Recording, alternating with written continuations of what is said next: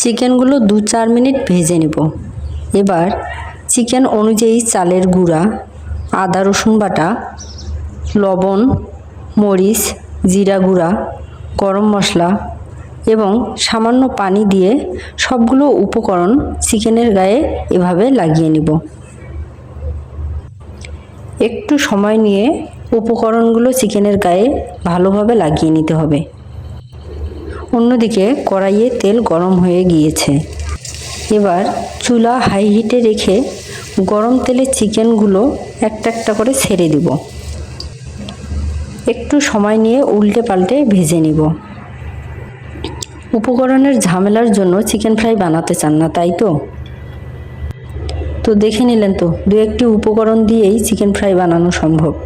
গরম তেল থেকে নামিয়ে আপনাদেরকে ভেঙে দেখাতে একটু সমস্যা হচ্ছিল।